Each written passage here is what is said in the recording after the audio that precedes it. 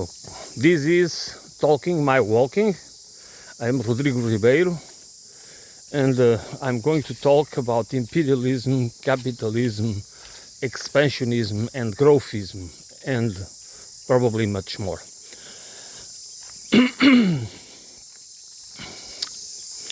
Empires and civilizations.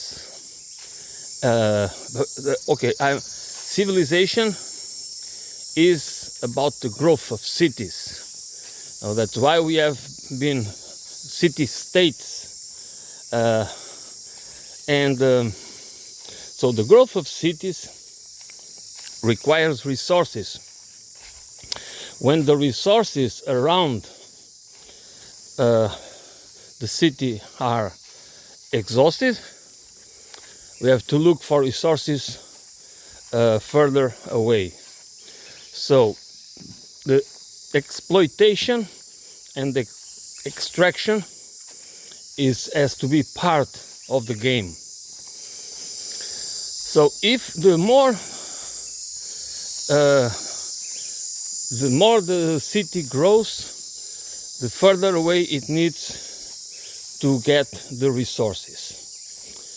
But in an empty world, there is no such thing, doesn't exist. But let's use it rhetorically. And it has never existed an empty world.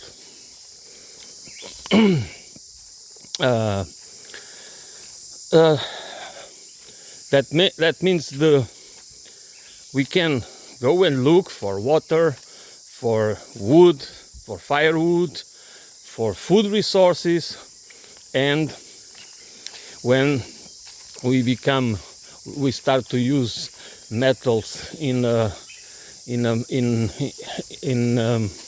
significant way, we need to go to look for mineral resources in order to ores. So this expansionism or growthism has been the paradigm followed by civilization after civilization, and it became globalized through the European colonization, the so-called Discovery Age. So imperialism is about expansion, growth, and it's about taking over others' resources that they are not in our area.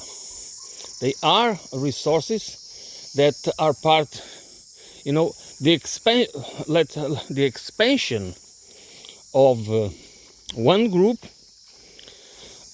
always comes at the retreat or the extinction of another group. And by group I mean people, animals, trees, rivers, whatever it is. We need to plunder resources somewhere else in order to grow our group. So in healthy ecosystems, the self-regulated ecosystems, what happens is when a group grows, for some reason, when a group grows bigger, then it is sustainable. There will be a famine, or there will be diseases, or parasites, or any other thing that will make it go back to sustainable numbers. So that's why this equilibrium, ecosystemic equilibrium, the dynamic equilibrium makes it work. But in human civilization, or this is human beings, because of the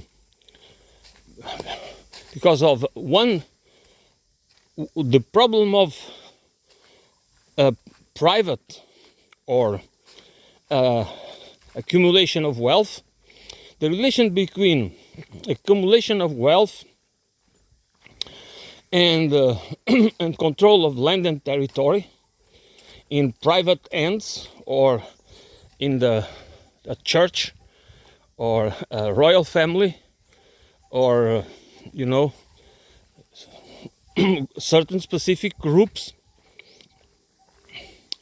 It is a process that makes people always wanting more, and wanting more to feel safe and to be able to keep it in the family for as long as possible. It is part of the problem, and this cannot be solved unless we change our mindset, unless we understand the evil that is the inherent evil of accumulation of wealth and the private property and control. And private control doesn't matter what we control.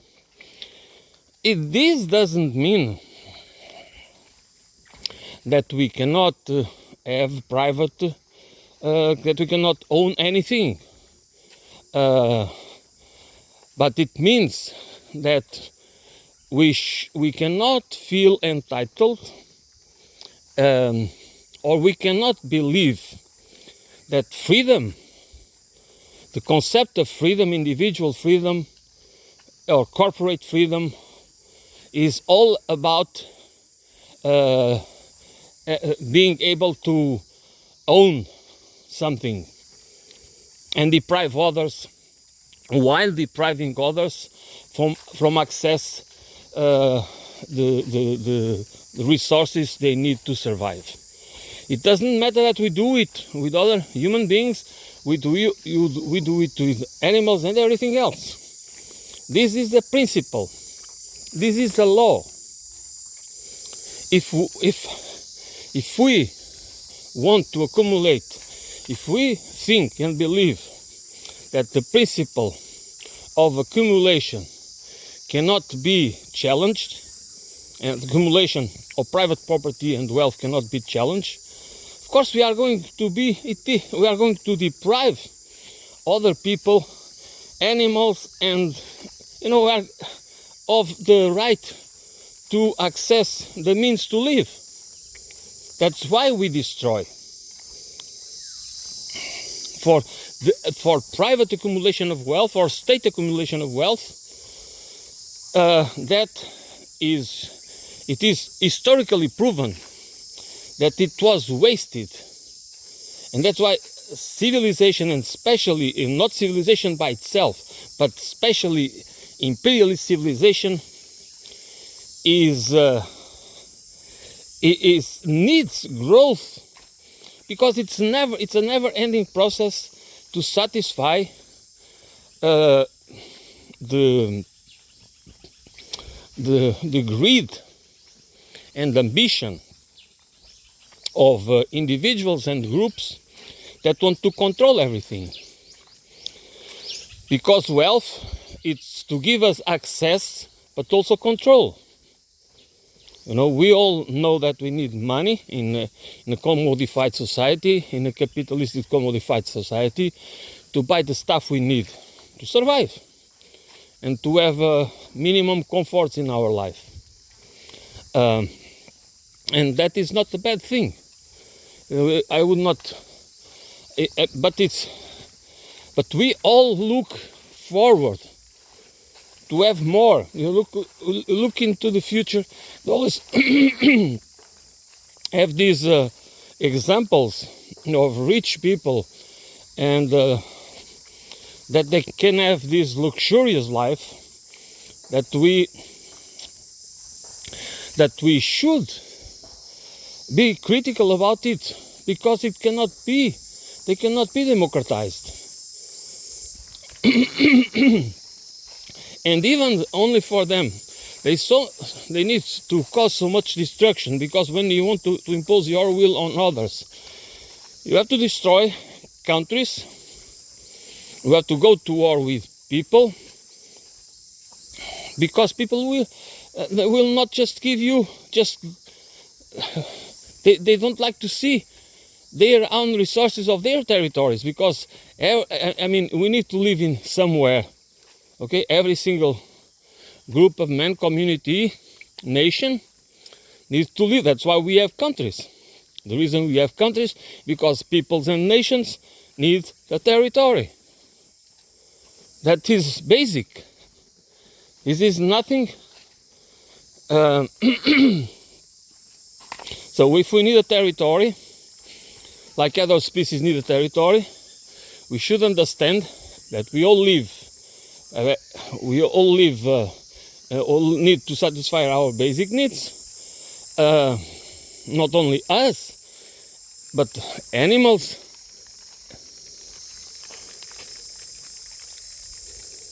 And the ecosystems in general.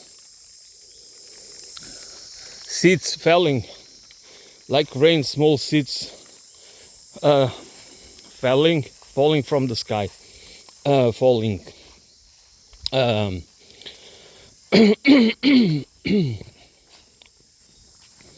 In order to satisfy our basic needs,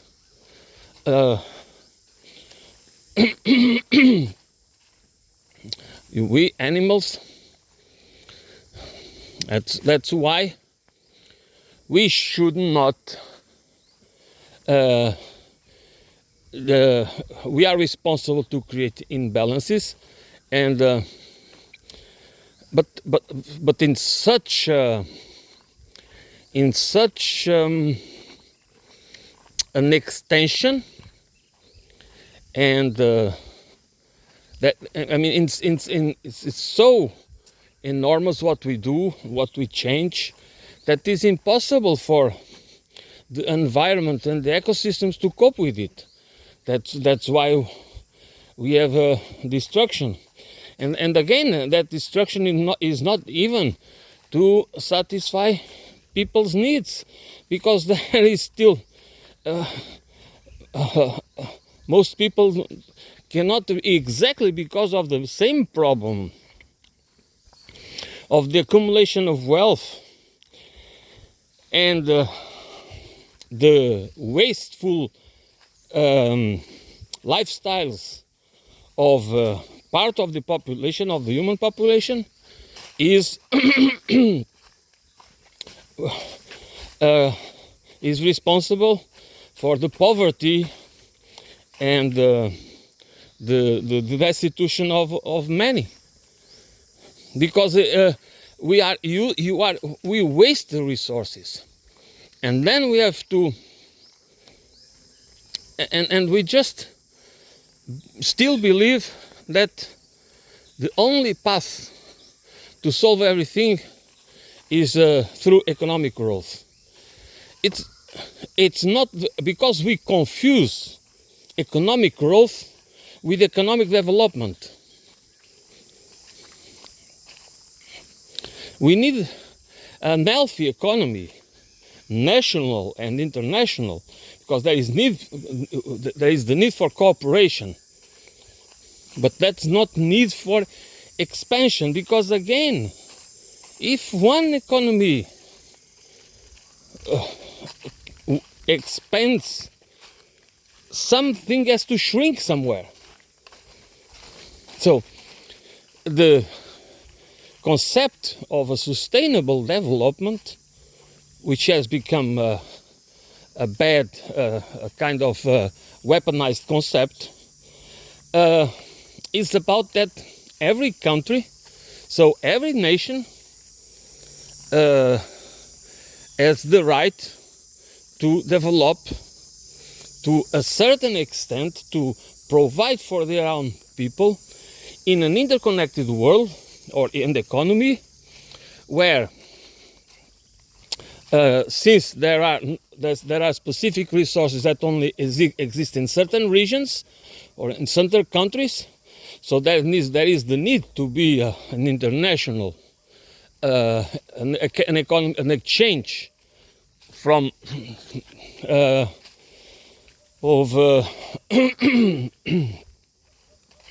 that in order that every country, every nation, every people have access to the basic things, resources, minerals, ores, whatever it is, to satisfy the needs of the economy and the society. But it doesn't mean that we need economies that has to grow based on the gross domestic product, which everybody knows. By the way, everybody knows that that's not a good measurement. It doesn't measure the well-being of people. This has been discussed from a long time. But since we have the people that rule are imperialists, and this is the most important point, they do not want to give up this paradigm, because this is the paradigm that allows them to accumulate more wealth, to control, to gain power over people, land, territories, resources, and everything else, and have political power and political control, so they can dictate how the world is run. So this is exactly what a definition for imperialism. Imperialism is always hegemonic. Even if we believe that the growth of certain economies are not imperialistic, or we could say that is a benign or soft imperialism, nevertheless, they still imperialist, because they are based on growth, expansion, permanent expansionism and growthism. And the problem is this only can end if there would be an international agreement on that. That people would really understand that we need to change the paradigm, that we need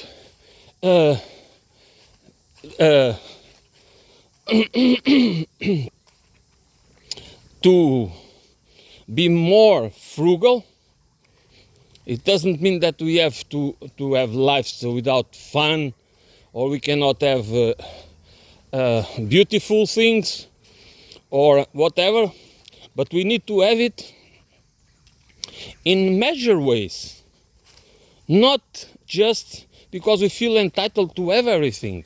That is exactly, that is one thing. If we think, okay, I love democracy, I believe that everyone is entitled to have everything I do have, So, if, whatever I think I need to have in order to have a good life, so if I want it to be democratically access for everybody, so therefore, I am Democrat in relation to people, but I want to take control over everything else, to make everything else, all the resources, that the world that are available around the world on our planet, on planet Earth. It's not our. We are just part of.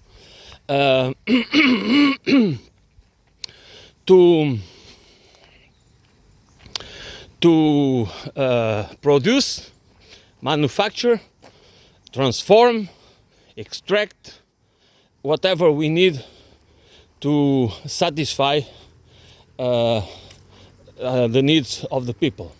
The needs and the wants, okay? Because then it's not only about needs, it's about needs and wants. And since we become addicted very easily to technologies and to products and whatever that are superfluous, that are not needed for our well-being and our freedom, and in order to have meaningful lives,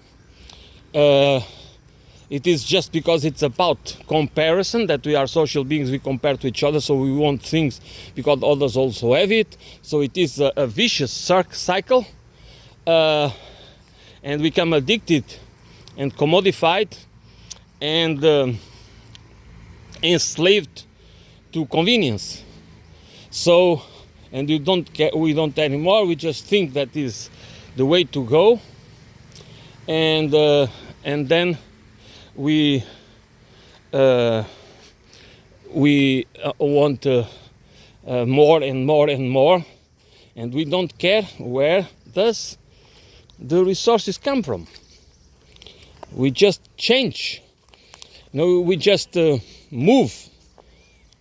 We just create new narratives, feel-good narratives, like green transition, green capitalism, and there's all these investments. So even investment, even in the financial instruments and innovation, financial innovation, you just create.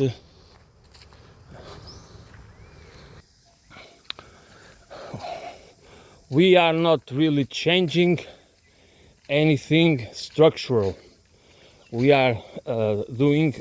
We are because the people that sell us these solutions based in technofixism and the financial innovation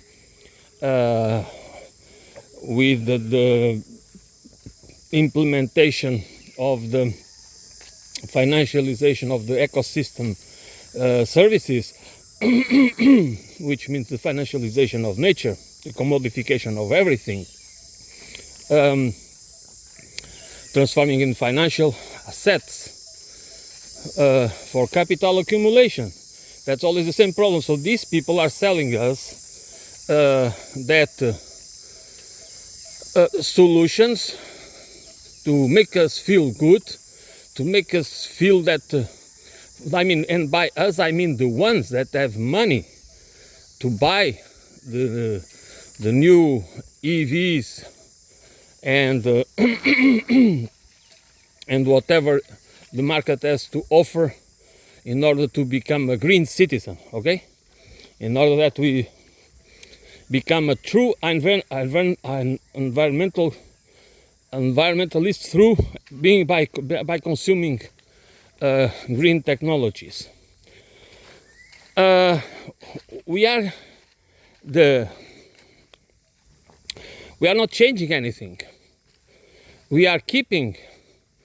We are trying to keep the system functioning as has been the same system, the same imperialistic system that has been that has existed for so many centuries, and it is responsible for so much environmental destruction, so much loss of life,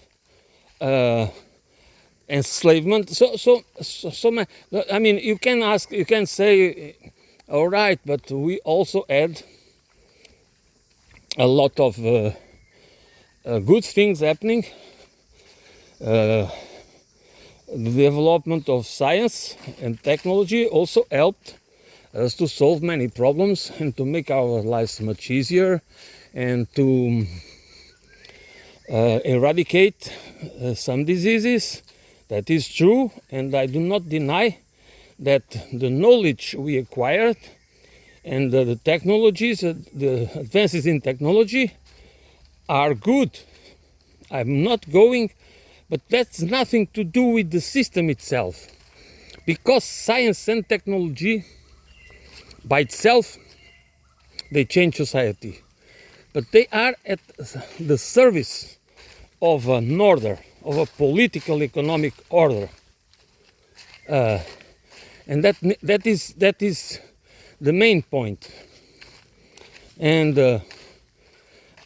that's what we should to question, not just say science bad or technology bad. Of course, we should not just develop. Not every technology is good, so we should be aware of that. Okay? So the problem behind it is the imperialist, capitalistic growth, and that is required for the accumulation of wealth and power and control. That is required for the elites to, because they compete with each other, you know. They are not just they have some affinities, elites, wherever, oligarchs and plutocrats and tech oligarchs, and you know, all of them. Doesn't matter what color they are, what creed they have, or where do they live, where were they born. They have affinities, but they also compete with each other for domination, for control, to build monopolies, because that's one thing. People, when they become very wealthy, they want to build monopolies. They don't want competition. This is clear. It should be clear for everybody that the capitalist class hates competition. They don't want competition. They want monopolies. They want to build a monopoly. They want to be in control. And so they do not form a single block, but they have affinities, and they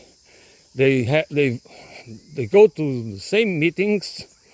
You know, that's why when people talk about the WEF and other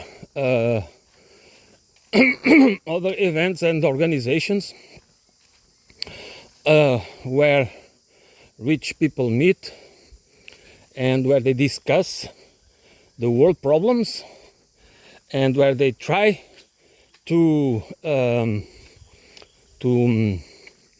define the policies. They play games with each other. They are not really in bed with each other.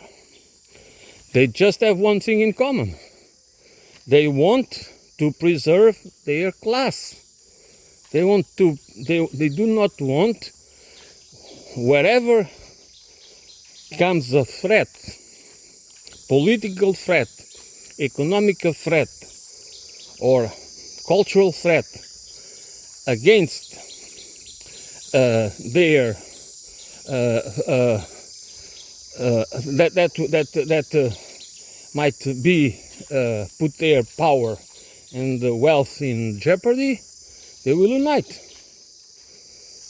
Not because they are all together in bed.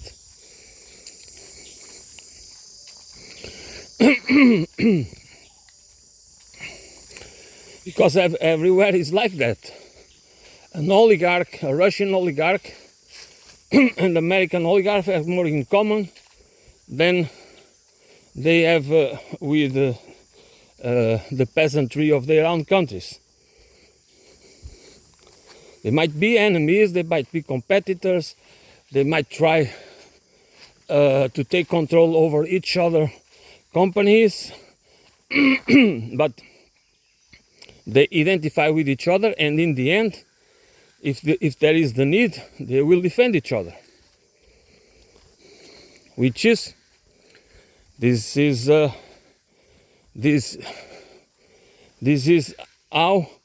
is why it's very important that imperialism, capitalism, needs to be by us the people understood as a class warfare against us.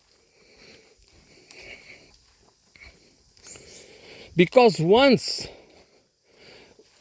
we become rich, we might want to do good in the world.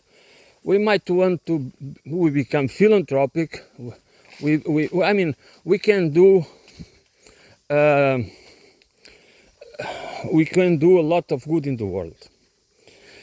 But we never want, and if there are exceptions, they just prove the rule, to give up our wealth, to be less wealthy.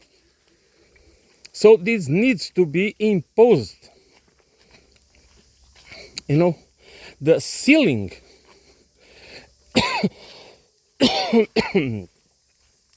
there is the need to be a limit for how much wealth accumulation, for how much we should earn. A minimum, there is to be limit for the minimum and limit for the maximum.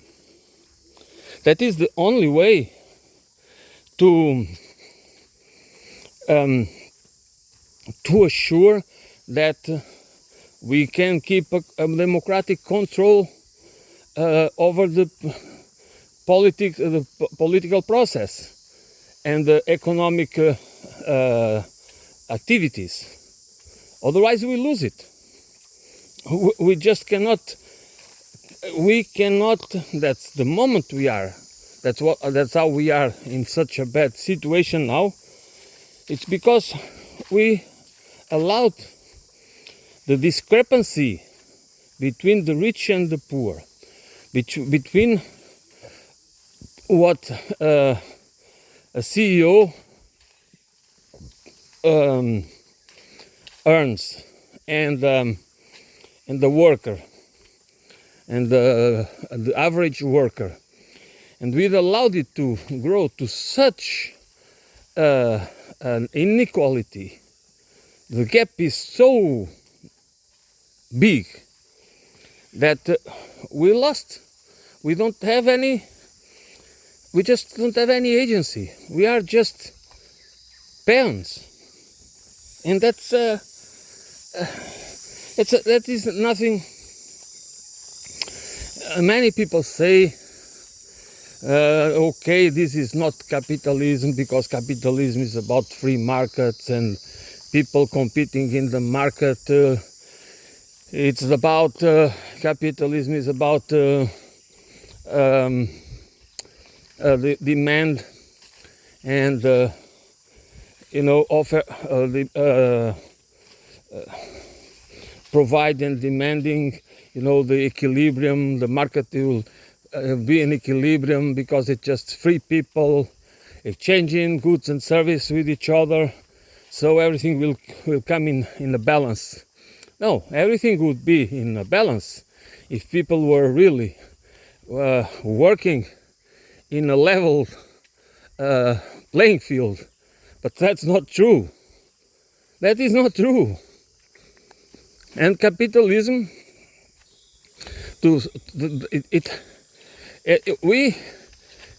people have access to different.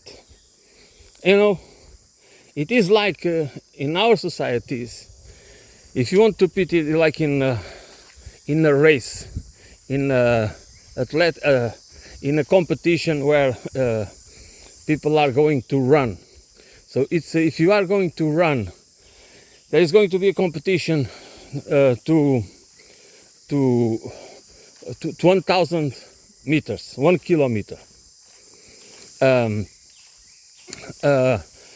then one starts, not everybody starts in the same. There's a lot of. There are even people who already won before they start. In this system, there is already people that do not read to run a single step because they already are beyond the finishing line.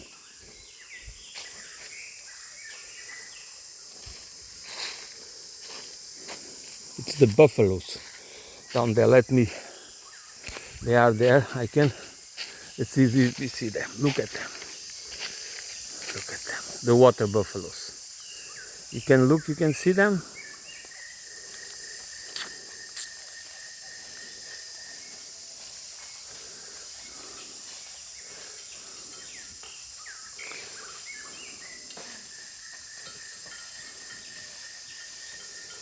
I love them.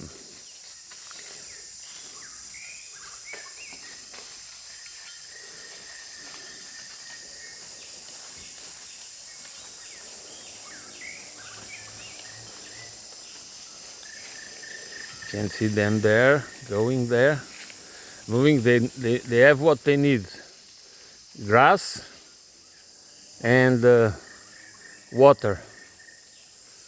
You're looking at me because I'm speaking, huh? You are looking, you know, I'm here. All right.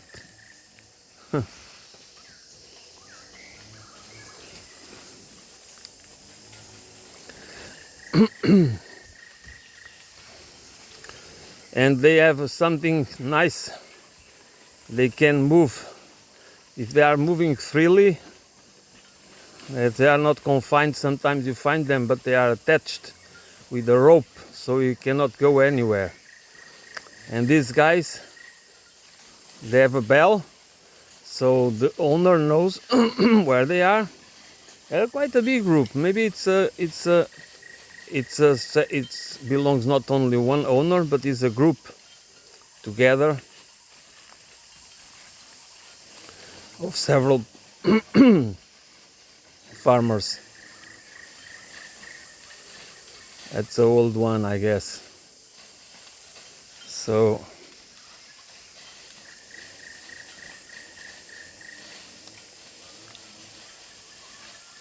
still you see the guy. There is a guy there going into the water. Can you see it? No, he's coming now. Maybe the last one? No.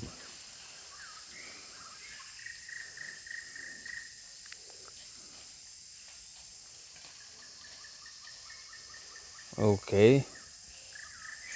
All right.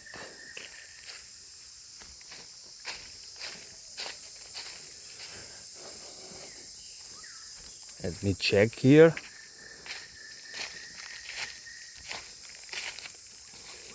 Oh. They are.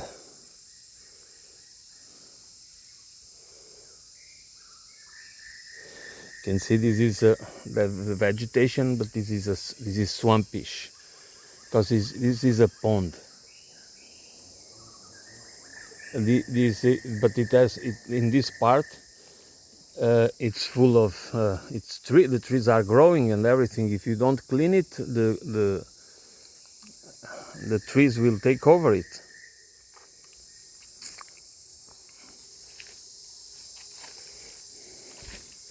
So it became a swamp area. Instead of a pond, it's a swamp area in this side of the Bayon temple.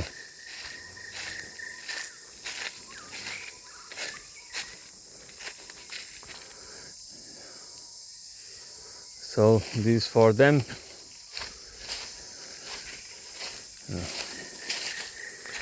Maybe they were bathing here. You can see that there.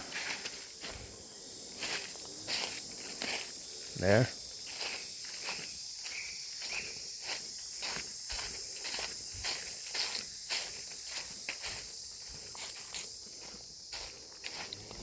You can see there. I think they have been bathing there. They love it. They need it. They cannot. I think they need it.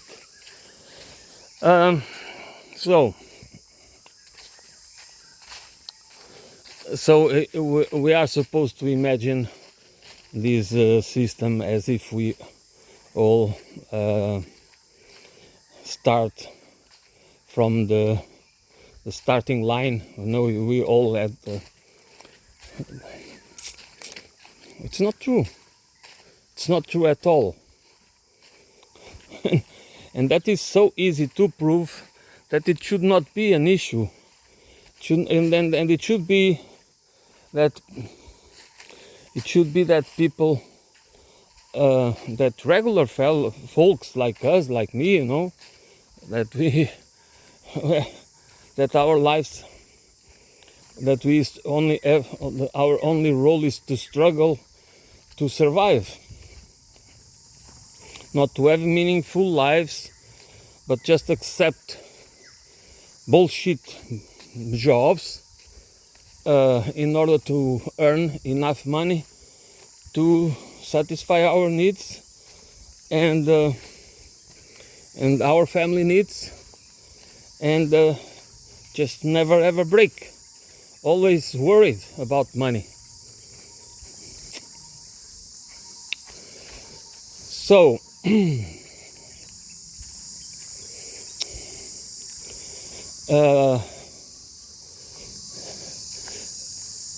imperialism is always, capitalism is always imperialist, because if we don't have, if we accept that should not be limits to the accumulation of wealth, this is clear.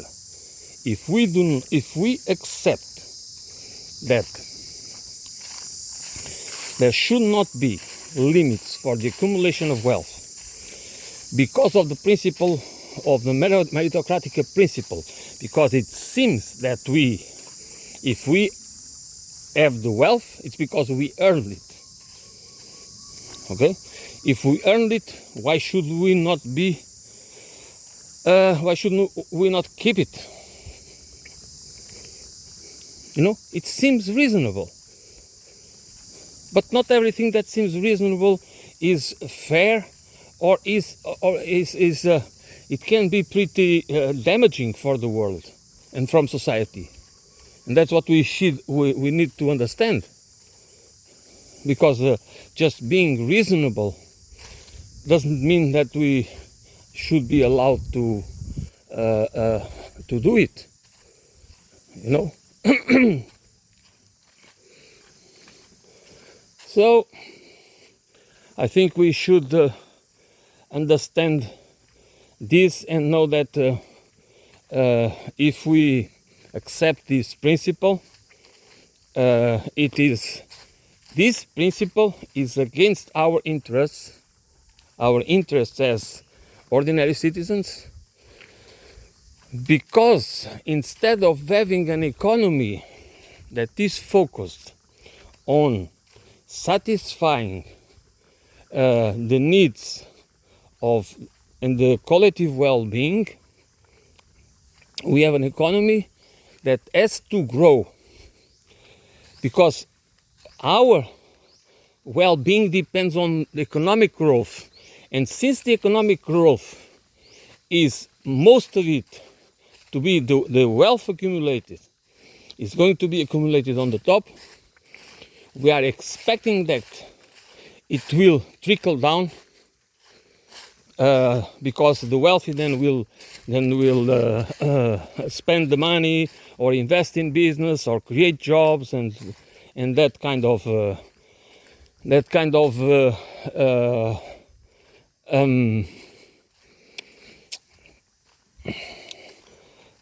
you know, this oniric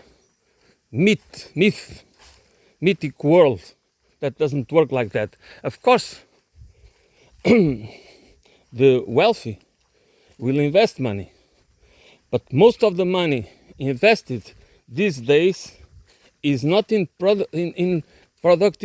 not to produce goods and services. It's through investment, to financial investment instruments, through financial engineering. These people are just making money out of money. You know, it's just using capital's asset to reproduce more capital, not even going through the real economy, as if the real economy so it's just a parasitic rentier capitalism that doesn't reflect in the real economy. It doesn't create jobs for the common citizenry. it doesn't produce anything good, but it just keeps growing the gap between the filthy rich and the ordinary people. So this is what's going on, and it just, you know, from one administration, like in America, from one administration to the other, there is hope and change. Because hope and change, it was not only about Obama. Hope and change, make America great again,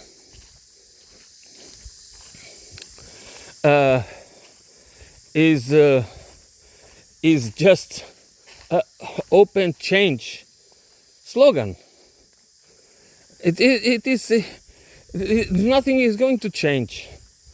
I mean, in structurally, the core of the system is not going to be. It's not going to change 1 inch. Okay, one single nothing. They want just to make sure that their welfare secure. They can use the state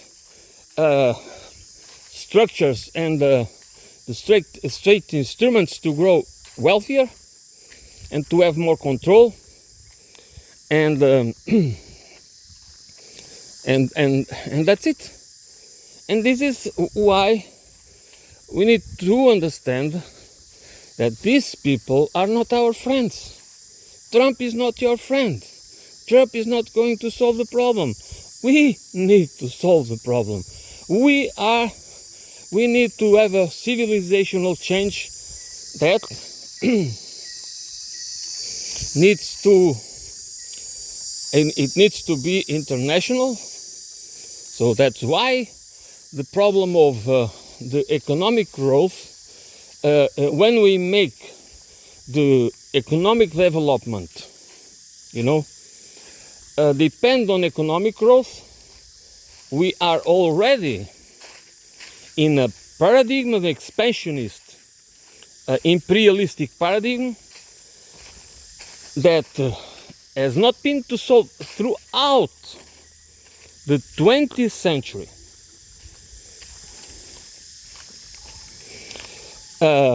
We have not been able. I mean, there are cases, successful cases. We have that have been able to develop their economies, but through growth. Again, that is always the need for growth and more growth and more growth and more expansion. Soft imperialism, benign imperialism, it's still imperialism. It has no change. So still the people, the imperialist, neo-colonialist mentality, capitalist mentality, has used that as the tool to enslave countries, to make impossible for them to develop their economies. It doesn't matter how much they grow; they never make enough to pay their debts, so they cannot really invest in social services. They cannot really develop. They cannot really build the infrastructure they need, and to become more sovereign and sovereign in every aspect of the term, of the word, but they are supposed to serve the debt, because debt became sacrosanct, because and we know, everybody knows, that are odious debts. Everybody knows that the IMF and the World Bank and private institutions, private banks, and corporations,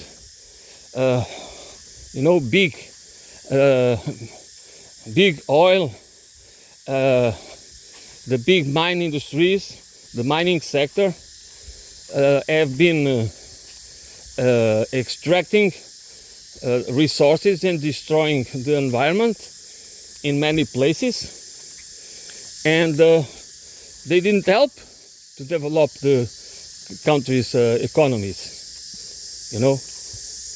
and it's so even in farming they didn't help. There are many countries that have been colonized.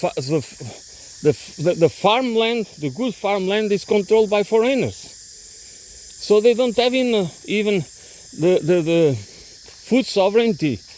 They are growing.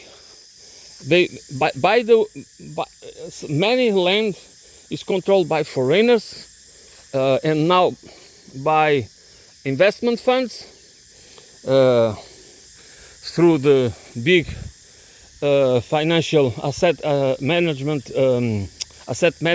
firms and other investment funds.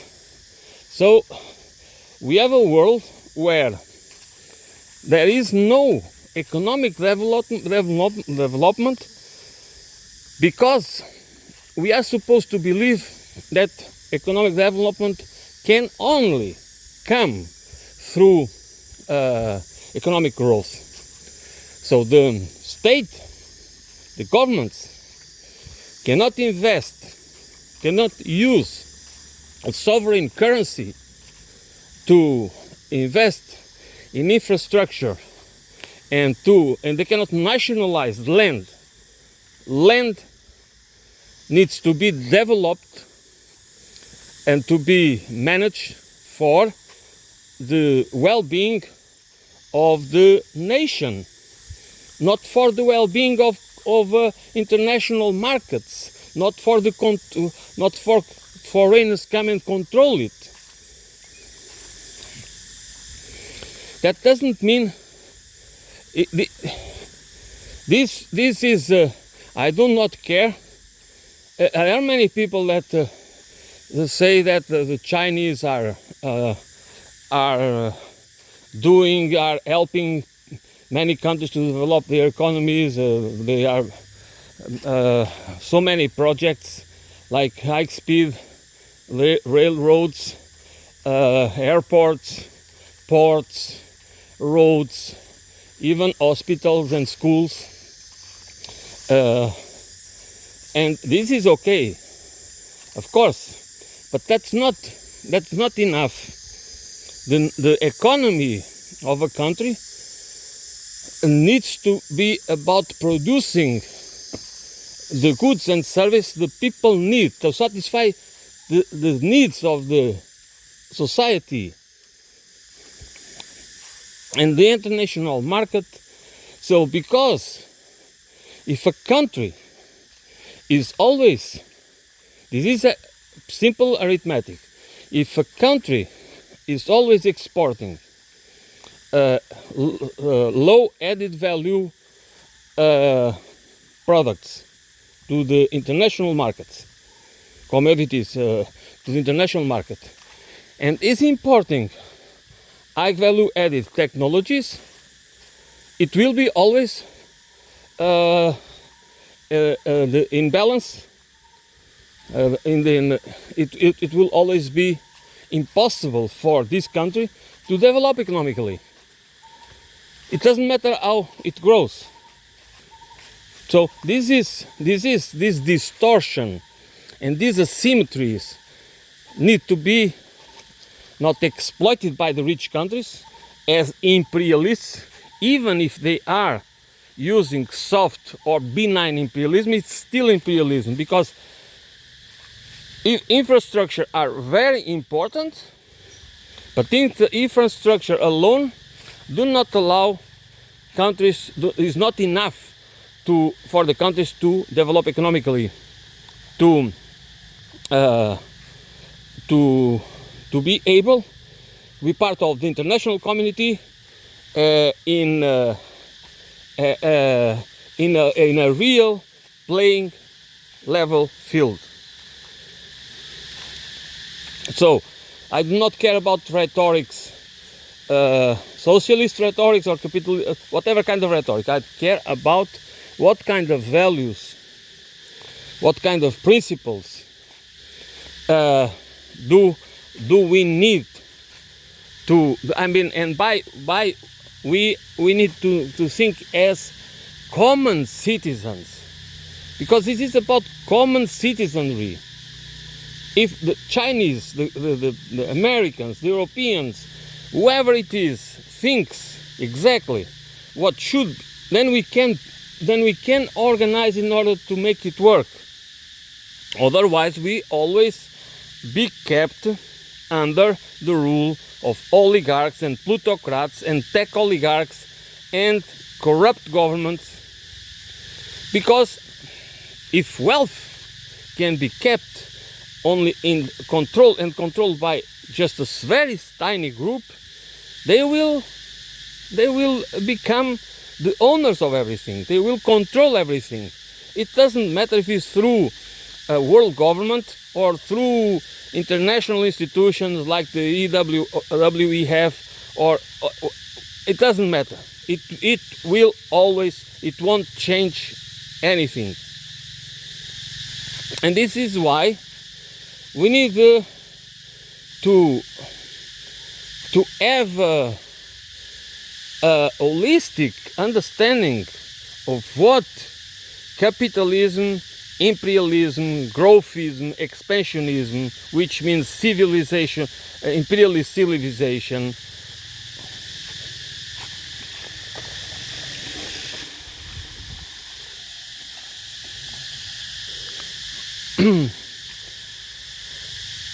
it is all about. We cannot just this